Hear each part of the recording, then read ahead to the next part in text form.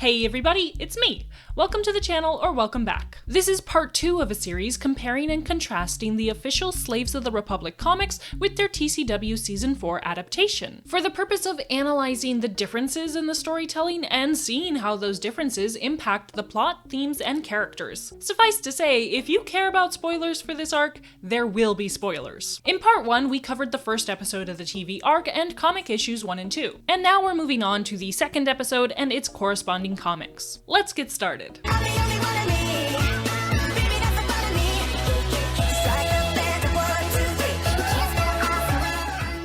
If you recall, the comic side of the story ended with our heroes on their way to Zygerria with a confiscated slaver ship, knowledge that the Togruta would be up for bidding at the royal auction there, and a confiscated invitation to attend said auction. Whereas the episode ended with our heroes having only a confiscated slaver ship and a poorly based assumption that the Zygerrians are to blame for the missing Togruta. Remember, the commander they interrogated didn't give them any concrete information about the Togruta or even the auction. But the next episode begins with them arriving at Zygerria, expecting to find the Togruta there. On their approach, Anakin and Obi-Wan smirk as they comment on the number of wealthy-looking ships surrounding the planet. Looks like Zygerria is a popular place these days. Whatever is happening is attracting plenty of high-class scum.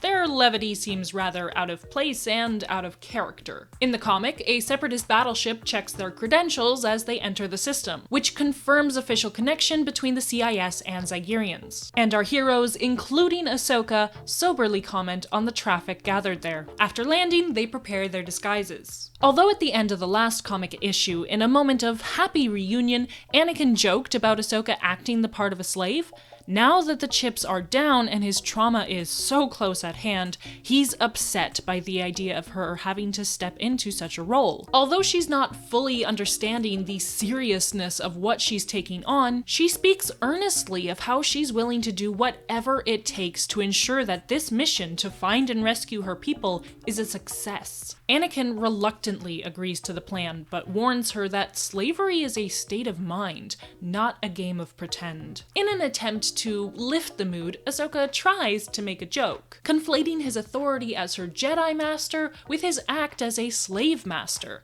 but Anakin shuts her down. Comparatively, in TCW, the creators keep Ahsoka quietly in the background until they're disembarking, a moment which Filoni extended because he wanted to. I actually extended this shot because I liked the reveal of the city so much. After Anakin and Obi-Wan have finalized their plans, Ahsoka at last comes forward to complain about the role she has been given. In response, Anakin makes light about his past as a slave, and Ahsoka throws his comments back in his face, disparaging him as a poor master. Besides, the role of master comes easily to me. Really? Well, this time try to be convincing at it. There are two issues here. First, while Anakin's quip could be excused as gallows humor, it contributes to a big problem with his characterization, which I'll explain later. Second, of course Ahsoka's quip is intended as fun banter, but as I discussed in part 1, when all we're shown is backhanded remarks and implied insults, there isn't much foundation for seeing this as harmless humor. And yes, I understand the TCW version is trying to recreate the joke from the comic, again conflating the title of Jedi Master with Slave Master. But with the alterations to the context, the content, and the result, it doesn't work the same. But moving on, as they walk through the marketplace, Ahsoka watches a knife fight between two creatures before rolling her eyes and questioning with disgust how a civilization so advanced can still practice slavery. Anakin explains that it makes them wealthy and powerful, before remarking that his mother was sold in a market just like this one. And it's worth pointing out, we're not shown any reaction to that comment from Ahsoka. The narrative takes time to show her watching, reacting, and responding to monkeys knife fighting, but showing a response or even just a reaction to her close friend talking about his trauma?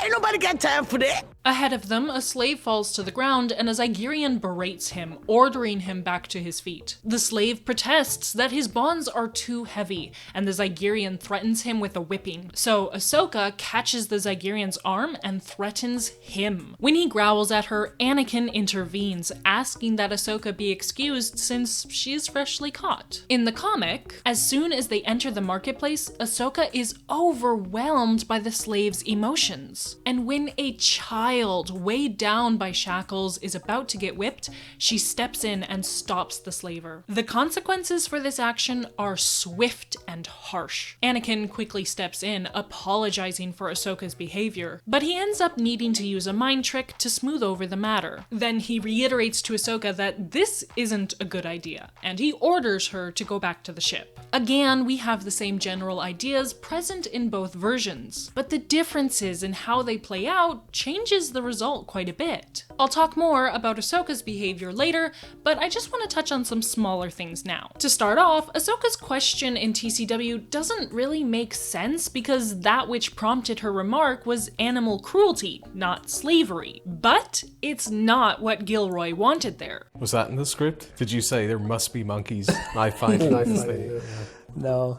Oh, actually, there was supposed to be some sort of action, but I was really wanting to see the oppression of the slaves in this marketplace to get a sense of it. Ahsoka's comment would have actually worked if his vision of the scene had been carried out, but what reached the screen was a fun little knife fight. This is a fun thing Layout did with this little knife fight here. Then, quite awkwardly, there's the fact that the slave in TCW, who complains about his heavy bonds, is not wearing any bonds. At least none that we can see. Some of his companions are wearing binders on their wrists, but he is not. And the rest of the group has no binders on their ankles, so I doubt he does. This is especially embarrassing when compared to the child in the comic, whose oppression is devastatingly clear. Then there's the confrontation with the Zygerrian. In the comic, Ahsoka is overwhelmed by the plight of the slaves, and so of course she steps in and stops one from being beaten. But there's immediate consequences to her blowing her cover, not only in the slaver's response, but in how Anakin sees her blunder as proof that she's not up to the task and revokes her participation. In TCW, Ahsoka steps in just because she's one of the good guys and threatens the slaver because she's one of the good guys? And not only does she not suffer any consequences, but even the way Anakin intervenes elevates her. He tells the slaver to excuse her,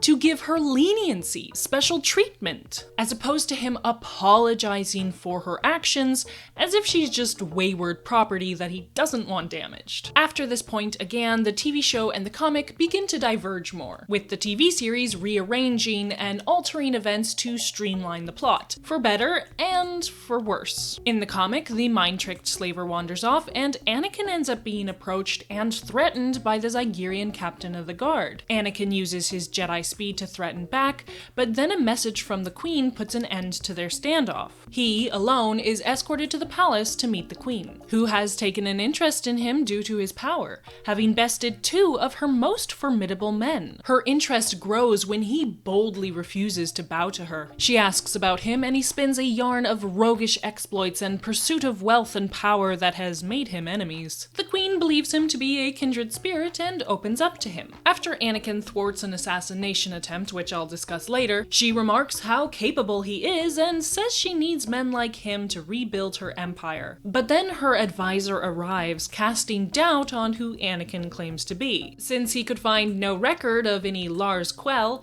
and suspects he's a rival or a Republic spy. Anakin chalks it up to using different aliases to throw off his enemies, and reminds the Queen that he just saved her life. In reward, she gives him permission to attend the auction, provided he has satisfactory merchandise. If he doesn't, then he's dead. In TCW, 3 Zygerrian characters from the comic, the slaver whom Ahsoka interferes with, the captain of the guard, and the Queen's advisor, are all merged into one, the Prime Minister, which is a sensible decision. So after Anakin covers for Ahsoka, the Prime Minister asks who he is, and Anakin responds that he's there to see the Queen, because that's a logical response to the question he was asked. The Prime Minister asks for his invitation, but of course he has none. What he does have is a name. He claims to have information on a Bruno Denturi. The Zygerrians react as expected. We don't talk about Bruno. I'm not sorry. Before the situation escalates, a message comes from the Queen commanding Anakin be brought to her. So they're escorted off to the palace, though only Anakin, Ahsoka, and R2 ever reach the throne room. Obi-Wan and Rex disappear until later. Now, I should note here that earlier, Anakin mentioned in passing that they apparently had spies who gave them information on the Queen, which raises more questions than it answers. Were there spies already on Zygerria, or did they wait to send spies to investigate before coming themselves? Or were these spies elsewhere and the information came to them through the grapevine? In any case, the information the spies provided is pitiful. They know the name of someone connected to the Queen, and that's it. They don't even understand the nature of that connection. So Anakin has to flirt and pivot and bribe his way into the Queen's good graces. He failed to describe your beauty. And did Bruno speak of my intense hatred of him? He needed not speak of it, Your Majesty. Bruno Denturi is dead. By my hand. Here is a slave from his palace. You are a bold one, aren't you? My reputation precedes me then. I won't deny it's entertaining to see Anakin be so quick-witted and charming, but it's disappointing that a truly bold move, well-rooted in his characterization, is replaced by a figuratively bold move that is contributing to a big problem, which I'll delve into later. The last thing I'll mention here about the TCW version is my confusion over why Anakin seeks an audience with the Queen at all. In the comic, he intends to go straight to the auction with the confiscated invitation and hope he can get by without using Ahsoka as merchandise. But the captain of the guard reveals that it's a crime for someone to use an invitation not intended for them. However, since Anakin bests the captain, then the Queen is curious to meet him. And so it ends up that the only way for them to get into the auction is to impress her, and she demands he produce satisfactory merchandise, so Ahsoka is a necessary participant. But in TCW, it seems that neither invitation nor merchandise is required to attend the auction. The only reason an invitation is ever even requested from Anakin is because he asks to see the Queen. It seems their plan was for him to distract her. But why draw unnecessary attention to themselves and risk annoying the Queen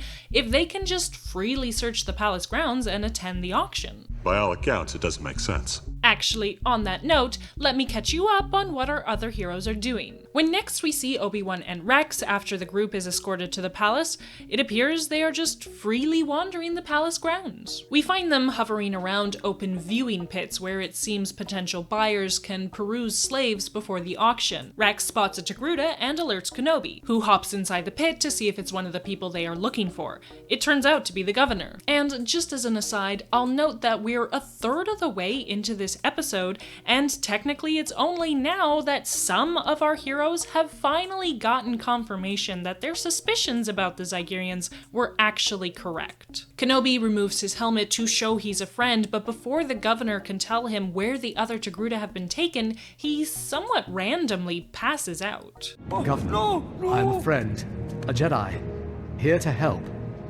Where are your people? There. Of course, he is quite feeble, so perhaps it was triggered by the initial fright Kenobi gave him dressed as a Zygerrian, but that's just me speculating. At any rate, Kenobi carries the governor out of the pit and attempts to escape. But they draw too much attention, and he ends up getting shot in the back and pulling the unconscious governor off the getaway steed with him. Rex leaves them behind, successfully escaping, but Kenobi and the governor are caught. Later, we are shown Kenobi being tortured, and the Prime Minister ends up recognizing him because, if you recall, recall, he was on the hologram with Dooku when Kenobi arrived to speak to the commander on Kyros. In the comic, I should begin by pointing out that after Ahsoka started to follow Anakin's orders to return to the ship, she didn't go very far. They were only just inside the marketplace after all, and once she reached Obi-Wan and Rex's position at the gate, she stayed with them to see how Anakin's confrontation with the captain of the guard played out. Then they take her along as they follow Anakin at a distance, up until he's brought into the heavily guarded palace, whereupon she makes the suggestion that they travel through the catacombs to see if they can find another way in. They run across a detainment area beneath the palace, and Ahsoka finds the Togruta governor. Unfortunately, he has no knowledge of what has become of his people, but Ahsoka gently reassures him they will be found. We're not shown how it happens, but our hero's presence ends up being noticed and the alarm is raised. They take cover behind two large creatures, which Obi-Wan quickly decides to use for their getaway. He rides on one with the governor, while Ahsoka and Rex ride the other. As they charge through the streets, Anakin contacts Ahsoka, realizing that they do need her to act as merchandise if they hope to impress the Queen enough to gain access to the auction. So she parts ways with Kenobi, who keeps the attention of the pursuing Zygerrians because he has the escaped slave with him. The chase ends soon after, with both Kenobi and the governor being thrown from the creature by an explosion. The governor encourages Kenobi to save himself, but of course he refuses to leave, and so they're both captured. At the end of the comic issue, Kenobi, imprisoned of course, is recognized by the advisor, who had seen him when he arrived to speak to the commander on Kyros. The captain menacingly promises to extract from him everything he knows, but his whipping is only implied in the beginning of the next issue. There are a few differences to note here. First is obviously Ahsoka's presence or lack thereof. Having her with them gives opportunity for her to really see the situation her people are in, which informs the determination she has in her upcoming scenes. But it's also inefficient having her with Anakin and then sent away and then called back, so I understand why they made that change. Similarly, having Obi-Wan and Rex just be able to find the governor essentially sitting out in the open rather than locked in a hidden dungeon is more time-friendly, and the concept of the viewing pits is believable, so I don't mind that change. However, second point, having the governor just randomly pass out feels awkwardly forced, overtly convenient, and is not really necessary. He seems to be about to tell Kenobi where his people are, which of course the creators don't want to happen yet, but they could have just had him not know, like in the comic. I think the other reason that they wanted him unconscious was so that he'd easily fall off the escape steed, which, given his current state of weakness, could be believable even if he were awake. Third point, does no one else find it out of character for Rex to just ditch them like that? Of course it's necessary for the plot, but it doesn't strike me as something Rex would do unless he was ordered to, which he wasn't. In the comic, he's riding the same beast as Ahsoka, so logically, he goes with her when she splits off from Kenobi. In fact, he's necessary to act as Anakin's henchman, bringing Ahsoka to the palace. Speaking of which, in TCW, are Obi-Wan and Rex considered part of Anakin's entourage or not? It's left extremely vague. They stick close by him and Ahsoka through the marketplace, and seem to follow closely behind when he's escorted away, but then there's a large gap between them a moment later.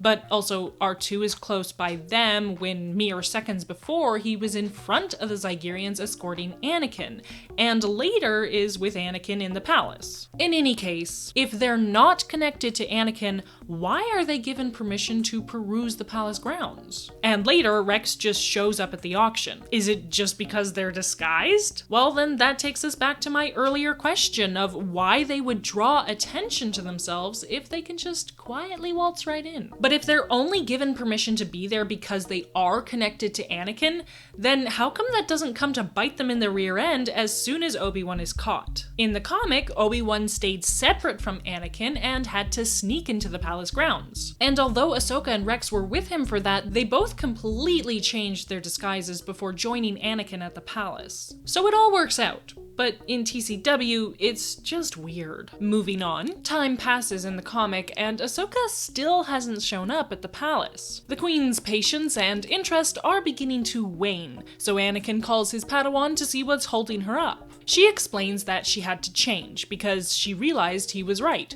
She can't just pretend. She tells him he's just got to trust her and roll with it. And she makes quite the entrance. Now, certainly that outfit was not a good choice, but I love this scene. Ahsoka is on fire! She and Anakin are working together, playing off each other, both displaying their quick thinking, but it also shows more of Ahsoka's connectivity to her homeworld. That she knows she can safely pose as the princess, someone impressive who is well known but not well recognized. Her efforts are not in vain. Shut up and take my money! The Queen's favor is secured and they gain access to the auction. And as they leave their part in this comic issue closing, Anakin quietly compliments his Padawan's initiative. The TV version of this pales in comparison. Ahsoka is presented to the Queen as some random slave that Anakin took from Bruno Denturi's palace after killing him, which, by the way, doesn't match what he told the Prime Minister. But the Queen is enamored with her anyway, which I'll get back to in a moment. To be transparent, according to the featurette, the creators were, to some extent, still considering her to be acting as a princess. Well, I thought it fit your description of a princess better. The character she was trying to portray. Oh, absolutely. You know, it looked more like that's what she wore regally. But they did absolutely nothing to convey that in the content. Just because she's dressed fancy doesn't inherently imply she's posing as royalty. If anything, the character dialogue implies that she is not posing as royalty, which you'll see more as I continue. Aside from that, the acting for their ruse is so unbelievable that the only reason the Zygerrians don't catch on is because of stupidity for the sake of plot. Unhand me, brigand! But the biggest issue with the TV adaptation compared to the comic is how grossly Ahsoka is objectified. And I know a lot of people think that the comic is worse because of that outfit she's in, but it's not. Let me break this down. In the comic, the outfit is not something forced on her. It's a decision she makes, which shows depth of character. She understands how important this mission is, and she can't hold back. She heeds Anakin's experience. She takes his advice to heart. She doesn't just change her clothes, she changes her state of mind. She gets into character by getting into costume. And as I said, we get to see her making meaningful contribution to the ruse. She sets the stage and Anakin just plays along. She chooses the persona of conceited angry princess and she plays her role flawlessly. In TCW, it's implied that Anakin, the adult man in a position of power, foists that costume upon her against her will, which is already a huge ick. But this also robs her character of depth. Now, instead of seeing a strong young woman who is willing to sacrifice her comfort and dignity to rescue her people, we see an arrogant, self-absorbed teenager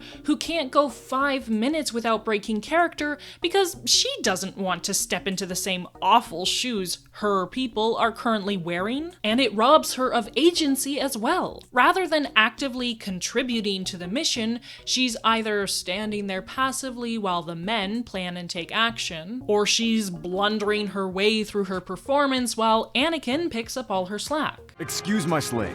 Unhand me, brigand! She's quite a prize. And to have Meaning that the extent of her participation is really just being there to look pretty. And boy is it uncomfortable how much the TCW narrative focuses on her being pretty. Keep in mind that in the comic, Anakin had already impressed the Queen with his strength, boldness, and ambition. Presenting such valuable merchandise was just icing on the cake. And B, what makes Ahsoka seem so valuable is the royal character she's playing. Certainly the Queen does appraise her looks, but at the very least, it's with consideration to her growing up. In TCW, Ahsoka's slave persona has no apparent status. All she's got is her looks. This is made explicit when Anakin is asked to put a price on her, and the only point of value mentioned is her attractiveness. Even when the queen is remarking how impressive Anakin is, she lists Ahsoka as reason number 1. You impress me, Lord Squell. She is quite a prize. Soon after adding, the slave is certainly of fine stock. Bruno always knew how to choose a beautiful female. Which again makes it all about her looks. And since no mention is made of Ahsoka's youth, the implication would be that her age is of no consideration, even though she's at most only 16 years old. TCW also has the Prime Minister lusting after her, which I will explain later. Lastly, I want to point out that in the comic, Ahsoka's outfit is soon adjusted, so it looks like a tube top with shorts, which is not too dissimilar from her typical outfit. More importantly, the angles and framing of Ahsoka in her slave outfit are never suggestive in the comic, whereas in TCW, someone decided that this angle was necessary. All in all, while I still agree that the outfit in the comic is not appropriate, I feel the comic version is judged unfairly for it when you take into account the context surrounding that single panel. With the bigger picture in mind, even though the outfit in the TV version is less sensational,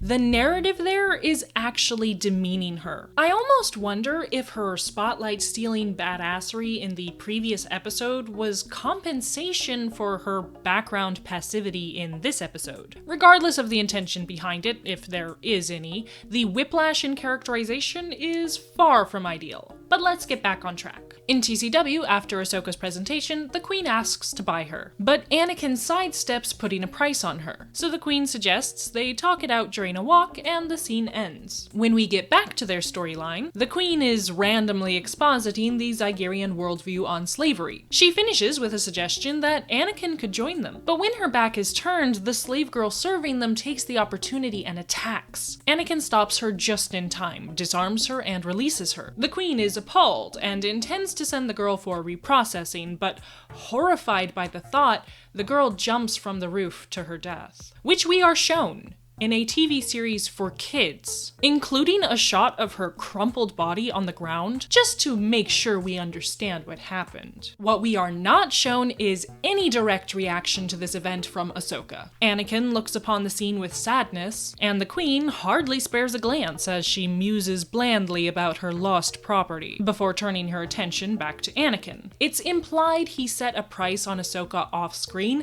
and now she reluctantly agrees to pay it because now she needs a new handmaid. This is another example of how the dialogue suggests that Ahsoka is not actually posing as royalty. Although the Queen called her a prize and said she was of fine stock earlier, it seems she wasn't willing to pay Anakin's price until now. She's treating Ahsoka as a second thought, as a, oh fine, I guess I will, instead of, take my money, I want the status of owning a princess. In any case, Anakin suddenly decides to offer Ahsoka as a gift, which pleases the Queen, and she invites him to join her at the auction, which I guess is lucky because he'd never indicated any intention or desire to attend. In the comic, the attempted assassination takes place before Ahsoka is presented to the Queen. The audience is shown further ahead of time that the slave girl is planning something, but she is likewise thwarted by Anakin when she tries. The Queen's reaction is more disdainful, with a warped sense of benevolence that is disturbing to witness, but is perfectly in line with how she'd been characterized thus far. In this comic issue, the Queen is both charming and chilling. She's so refined and genuine, completely self-assured. She tells Anakin her dream of enslaving thousands of systems. She waxes eloquent about her natural right to oppress others, and describes forcing people into submission as if she's doing them a favor. She speaks about her track record of broken souls with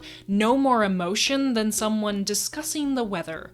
It's just a matter of fact for her. After her compassionate offer to get reprocessed is refused and the girl jumps, an act which is only implied, Anakin looks grimly over the rail, but the Queen doesn't even bother to view the scene. She just walks away, sighing about the slave's foolish choice. There's neither animosity nor regret, just pity. In TCW, they did a good job capturing the graceful demeanor of the Queen's movement and speech. And the voice actress fabulously brings to life that same sense of sincerity and poise. But there is a harshness to her, more a tone of disgust than I felt was present in the comic version. To be clear, I'm not saying the TCW version is bad because of that. It could be something that just comes down to personal interpretation of the tone in both versions. And to be completely fair, the Queen in the comics does act more ruthless in the next issue. But I still feel that the comic version has more depth and complexity. Though this is likely because she has a lot more dialogue, which is either drastically condensed or gone in the TV adaptation,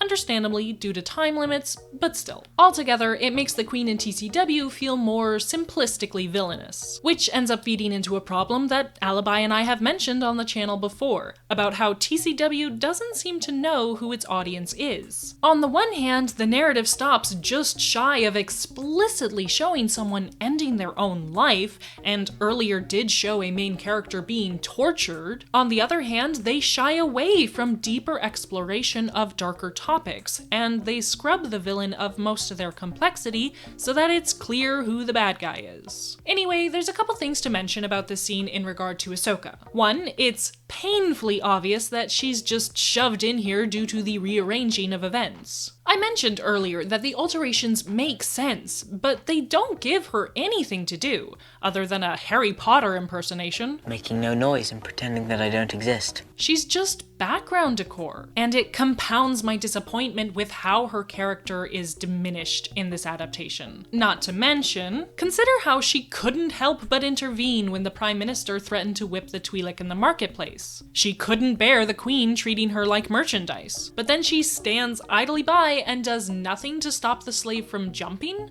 We don't even see the decency of a reaction from her. 2, it's worth noting the context around Anakin giving her away. In the comic, when the Queen demands to purchase Ahsoka, Anakin first rebuffs her offer with the excuse that he was planning to put Ahsoka up for auction. But when the Queen insists, he acquiesces and offers her as a gift. Interestingly, I think Ahsoka legitimately disagreed with his decision here, but expertly stayed in character through it. If he kept her, it would be easier for them to get away once they'd gotten the information they were there for.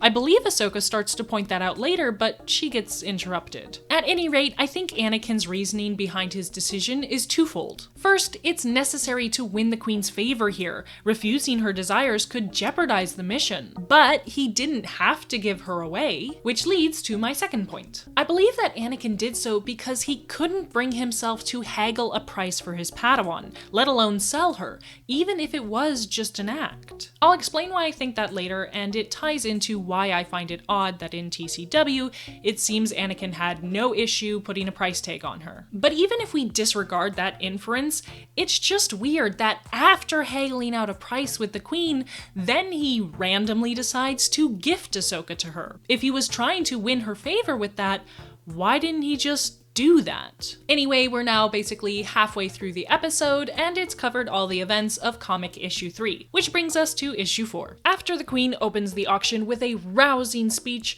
she is distracted, welcoming 2 separatist leaders, and Ahsoka takes the opportunity to confer with Anakin about their situation, but then the Queen catches her talking. Anakin stays in character, but immediately begins to press for the information they want. The Queen, though, allows the unfolding auction to answer for her. Keep in mind that up until this point, Anakin and Ahsoka have been expecting Obi-Wan to reappear at any moment, having safely squirreled away the Togruta governor. But suddenly, the auctioneer drags the governor into the Colosseum as lot number 1, to which we are shown Ahsoka's reaction, but unfortunately not Anakin's. In TCW, the Queen's opening speech and her preliminary interactions with Anakin and Ahsoka are completely cut. Instead, we just have a brief introduction from the auctioneer before he brings out the Togruta governor. Like in the comic, only Ahsoka really gets shown reacting to this. Oh no. Hold up, listen to that again. Oh no. Once again, her tone feels underwhelming. We don't get,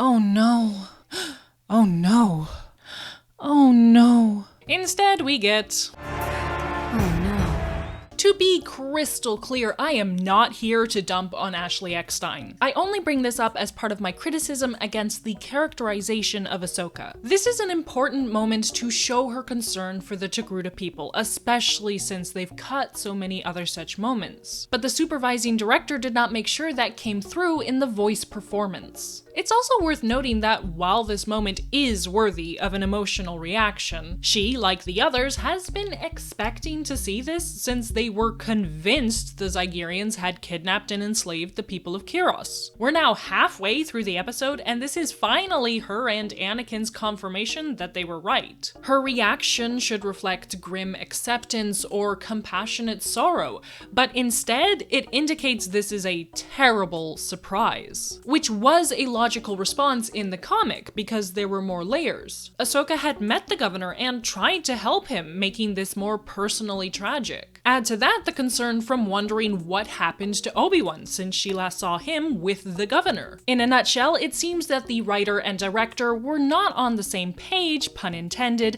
about how this moment should be presented. But I'd also like to point out that right after this moment, Anakin looks into the crowd and finds Rex, who subtly gestures that he's armed and ready to go on Anakin's cue. Don't you think there might be something else that Rex should be signaling to Anakin? Like, oh, I don't know, maybe the fact that Obi-Wan has been captured. In the comic, they were already aware of Obi-Wan's absence, but they didn't know what had happened. And although they were concerned about him, they had to just continue with the mission and hope he was alright. But in TCW, Rex knows he's been captured, and he's the only one who knows. But he doesn't try to give Anakin a heads up? That just seems odd to me. Something else of interest, the auctioneer in TCW announces the impossible quantity of Togruta from Kiros is no less than 50,000. Our auction begins with slaves of unmatched quality and impossible quantity, no less than 50,000 beings! But in the comic, that impossible quantity is numbered at 8 million. While both are high numbers, the latter is far more impressive. And since this is supposed to be the population of an entire planet, it makes more sense too. At first I thought there was a reasonably obvious explanation for why they made that change. But while investigating that, I ended up finding out something hugely, hilariously problematic, which I will discuss in part 3 since it's relevant to the finale. For now, going back to the comic, as the bidding begins, Anakin tries to weasel more info out of the Queen, who now plainly answers how they plan to get more slaves. Understandably upset by the situation, Ahsoka's defiance rears its head, and once more she faces swift and cruel consequences. Anakin almost breaks character, but quickly recovers, though he includes a subtle message to Ahsoka to please stop talking. The Queen reveals that although Dooku wants to keep their alliance on the down low, she wishes to make Zygerria's rebirth as public as possible.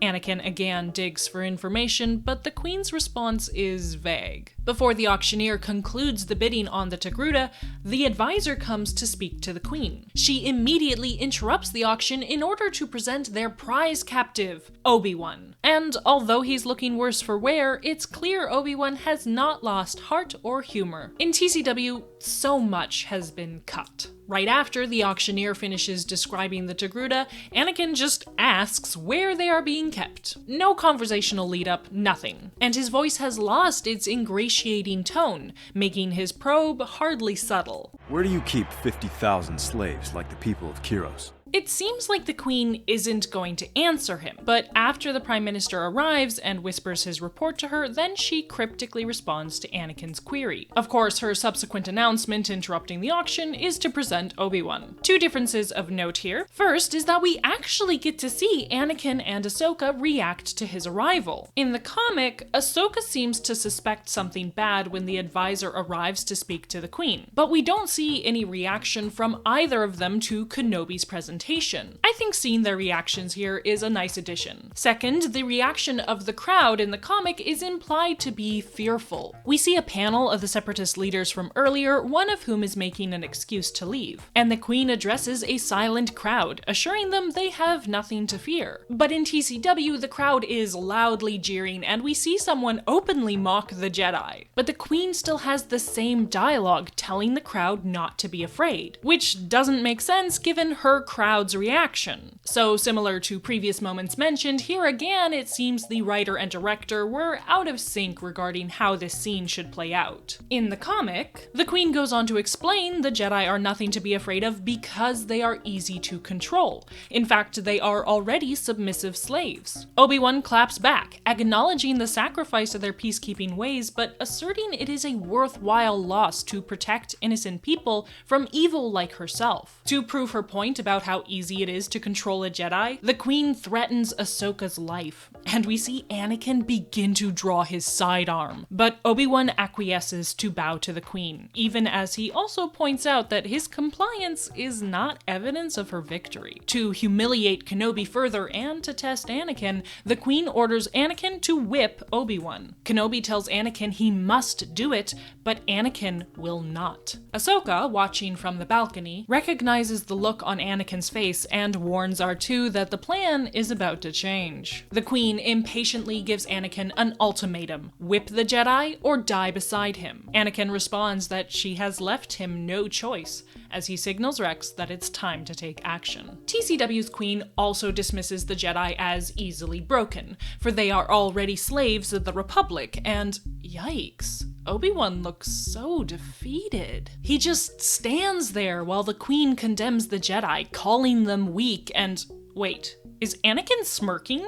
Why does it look like Anakin is smirking when Obi-Wan looks thoroughly beaten? At least when the Queen orders Anakin to whip Kenobi, the smirk he gives before going down to the arena is clearly forced. However, once he reaches Obi-Wan, he starts mocking him. Okay.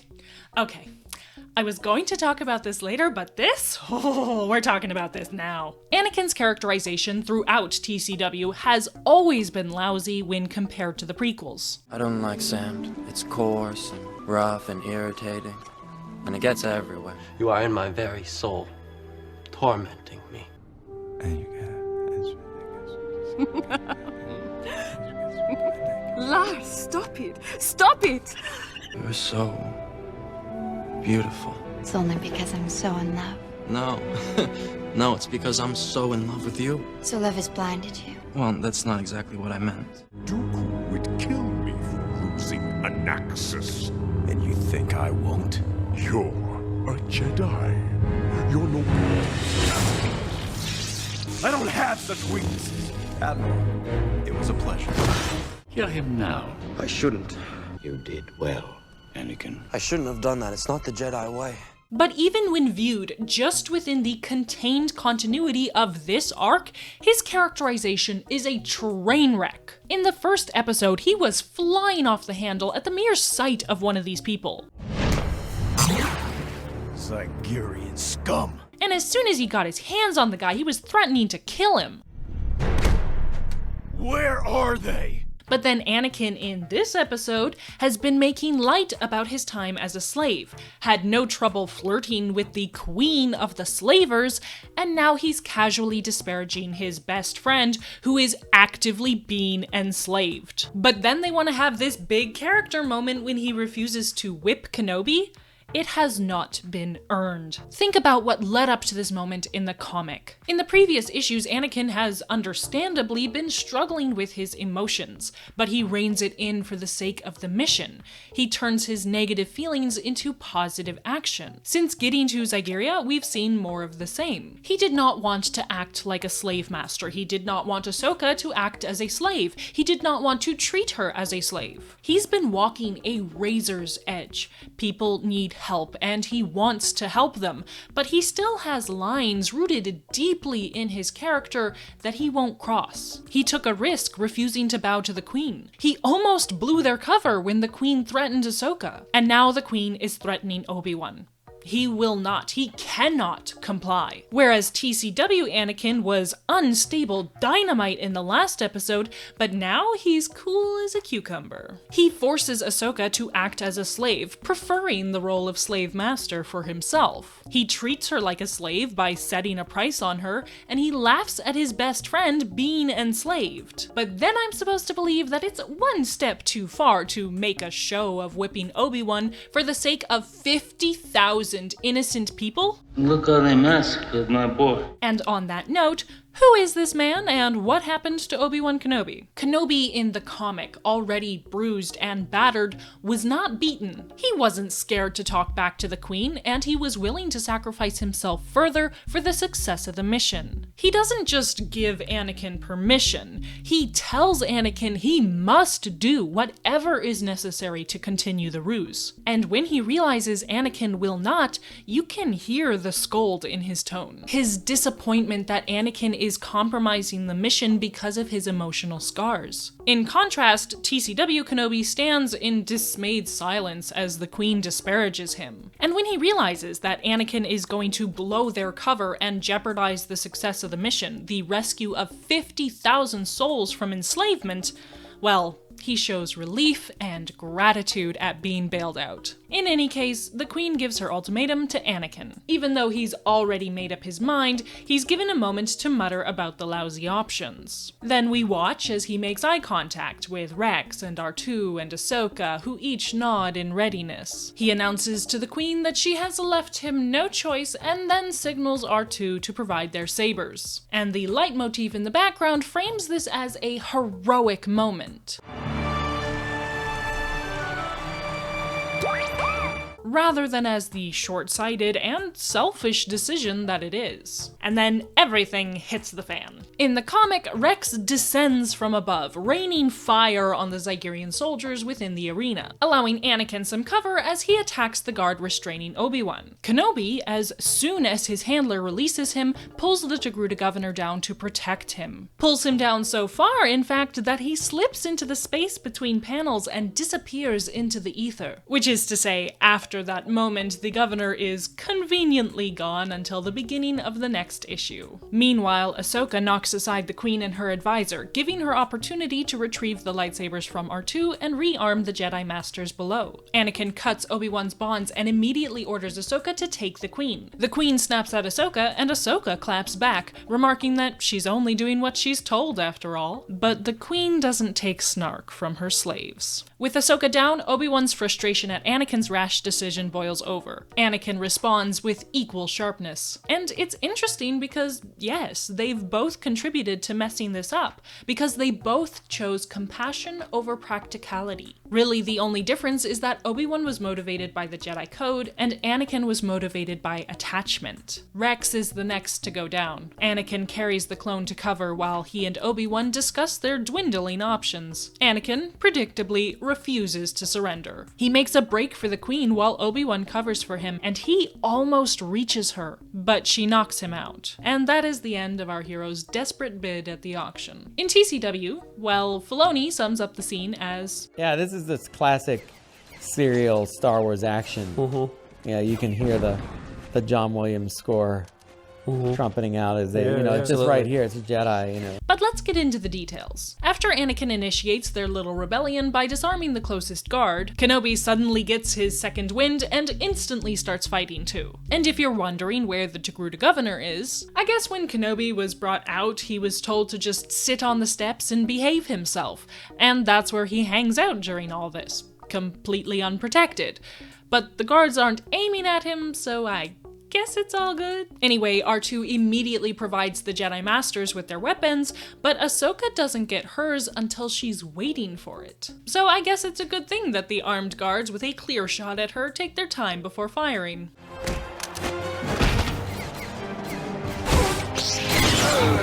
In this version, Rex ends up being the first one taken out, which is when Anakin shouts at Ahsoka to do something about the Queen. And what does Ahsoka do? She prematurely gloats, which naturally the Queen does not appreciate. Anakin and Obi-Wan become surrounded, but instead of communicating and working together, Anakin just wordlessly leaves Obi-Wan behind. He's not trying to get to the Queen, he just goes to the top of the platform and fights there instead. And Obi-Wan fights by himself below, never speaking a word to Anakin. I guess it's more visually dynamic, but as the saying goes, divided we fall, and so they quickly do. Anakin still puts up a decent fight first, but he doesn't go anywhere. And yet the Queen is wowed by his determination. It seems to be a case of this was in the comic, so we're putting it in here too, even though it doesn't work the same. But so ends the auction. Afterward, in the comic, we see Dooku scolding the Queen. Due to her indiscretion, his political machinations are being hindered, and he threatens to cut ties with her. While she is without remorse, she acquiesces to his desire for secrecy in future. He then orders her to terminate the captured Jedi immediately and hangs up. The advisor intends to follow through on his orders, but the Queen reminds him she is his master, not Dooku, and she will deal with the Jedi in her own way. An altered version of the scene was included in the production of the TCW arc, though it was going to be included in the next episode. But ultimately, it ended up being cut from the final version, which creates a small problem that I'll discuss in part 3. Next in the comic, we see Anakin waking up in the Queen's chambers as she speaks to him. She shows both admiration for his strength and determination, but also irritation for how he threw a wrench in her grand reopening. She goes on to remark that she's being pressured to execute him, but Anakin doesn't care to listen, and cuts short her monologue with a force choke. He demands to know where the others are, but she replies by threatening their lives if he doesn't fall in line. He releases her, and she reveals that she knows who he is now, and he is a prize slave for her. Although he argues that he will not serve her, she already knows a Jedi's weakness. And she knows that with his friends' lives under her thumb,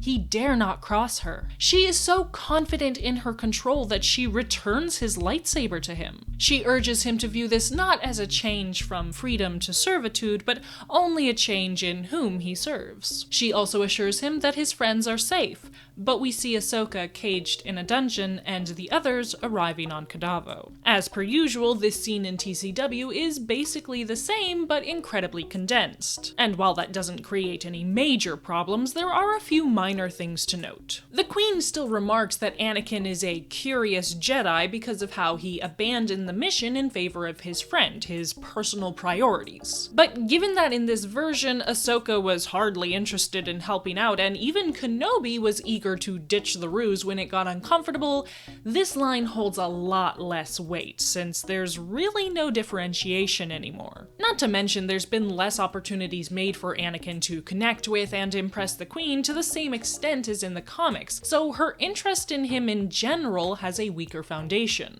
Also, the reason why the Queen is so confident that Anakin will serve her is cut from the dialogue. There's still enough in the scene to put 2 and 2 together, but remember that we did not get the exchange during the auction where she explains and tests her method of subjugating the Jedi, so the audience has less basis for understanding her certainty here. Like I said, nothing particularly damaging, but the more changes that get made, followed by things that don't get changed, the weaker the overall story is becoming. Anyway, at this point, issue 4 in the comic run has ended, but there's still 4 minutes left in the episode. So now TCW starts pulling inspiration from issue 5. Between comic issues, Ahsoka goes from being caged in a dungeon to being in a cage hanging off the side of the palace, seemingly due to bad behavior. In the latter location, she has a brief conversation with the captain of the guard, coinciding with Anakin finding her. In TCW, she's always in the cage hanging from the palace balcony, with the one scene from the comic being split into 2, her discussion with the Prime Minister here and Anakin rescuing her in the next episode. To be honest, I think keeping Ahsoka in one place is an improvement, and splitting the scene across episodes is not inherently a bad idea, but the way they alter what goes on within the scene creates problems. I'll talk about Anakin's arrival in part 3, but as for her dialogue with the Zygerrian, see, in the comic, in response to the Zygerrian claiming that she'll be his slave, she simply points out that it won't happen. She has always had the power to break free, she just didn't because she was waiting for Anakin. And since Anakin arrives at that moment, that's the end of it. But in TCW, Ahsoka's response to the Zygerrian is to threaten to kill him with a smirk on her face. Now, according to Gilroy, she wasn't trying to kill the Prime Minister in this moment. But A, her threat of it is still clearly present, and B, the fact that he has to explain this action away shows another problem. Without him sitting beside you on the couch, it's easy to think that Ahsoka is acting borderline dark side. And George Lucas apparently repeatedly warned the supervising director to avoid such issues. You would watch stuff we did all the time and go, what are you trying to say? What does that mean? And I would explain it to you and you'd say, that's great. Everything you said, do it there. Because you're not going to be at people's home to explain it to them. The other problem with this moment is how stupid Ahsoka is being. Predictably, after the Prime Minister recovers from his near-death experience, he retaliates.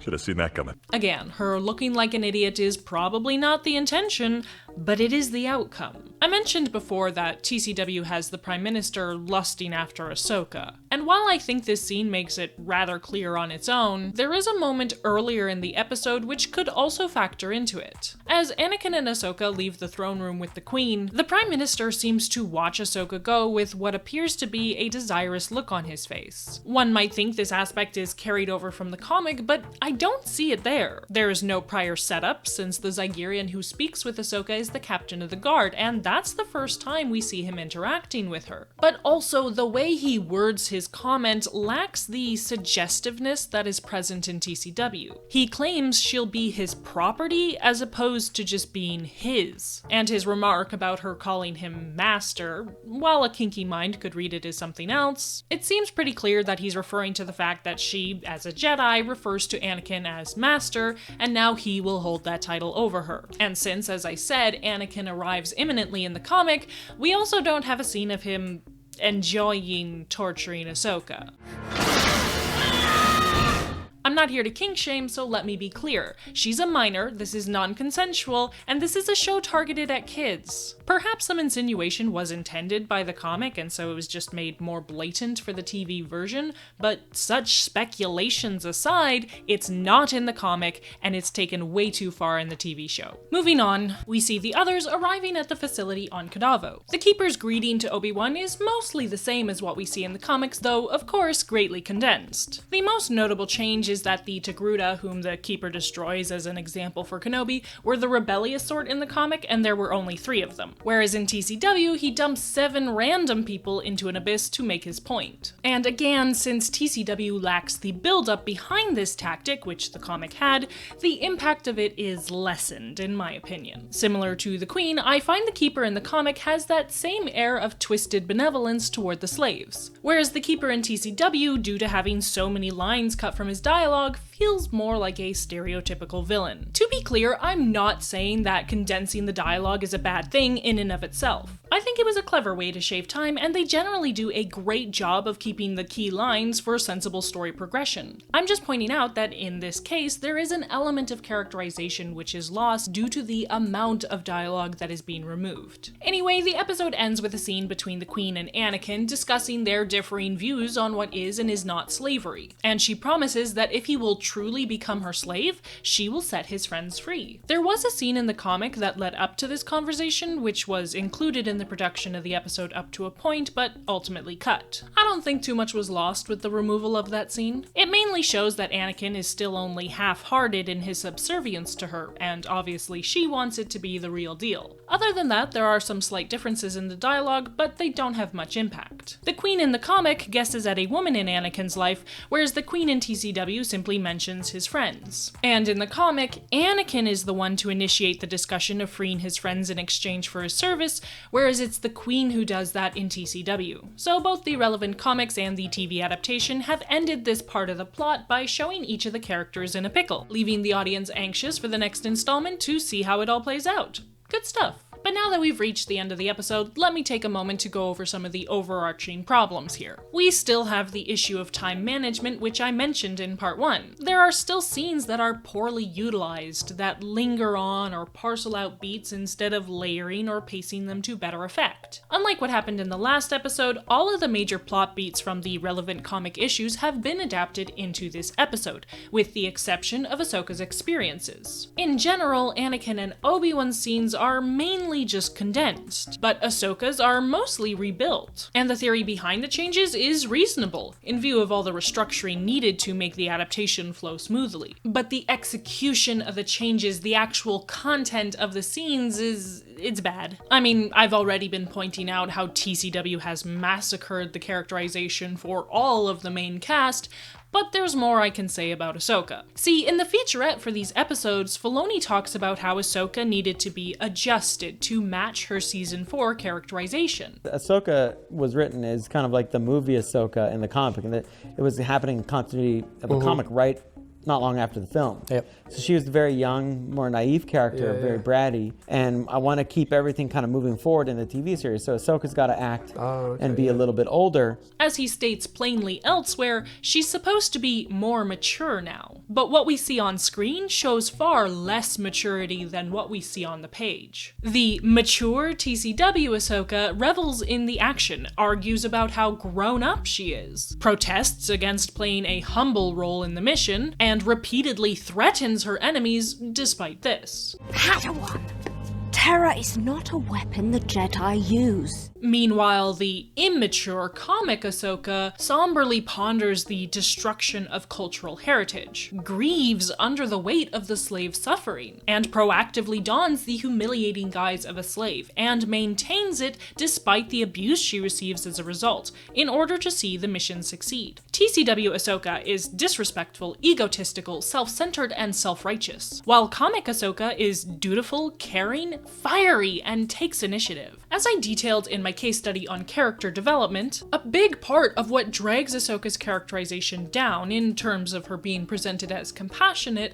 is that the vast majority of time, instead of us seeing her actually extending care and concern toward victims, we see her being angry and disgusted and hostile toward the villains, or her allies if the narrative deems them to be acting inappropriately. And this episode has several perfect examples of that. Instead of sorrowing over the plight of the slaves in the marketplace, she scorns the Zygerrian way. Instead of simply stopping the whipping of a slave, she threatens the slaver. We're shown her rolling her eyes at Anakin's attempts to charm the queen, but she's not given a reaction to Anakin's comment about his mother, nor does she react to a slave ending their own life. Instead, we see her giving the queen a dirty look as she agrees to buy Ahsoka and laughs at the passing of her previous servant. And rather than calmly dismissing the Zygerrian who claims her as property, she pushes him off a building. All TCW gives us is her reacting to the governor and Obi-Wan's presentations at the auction. That's it?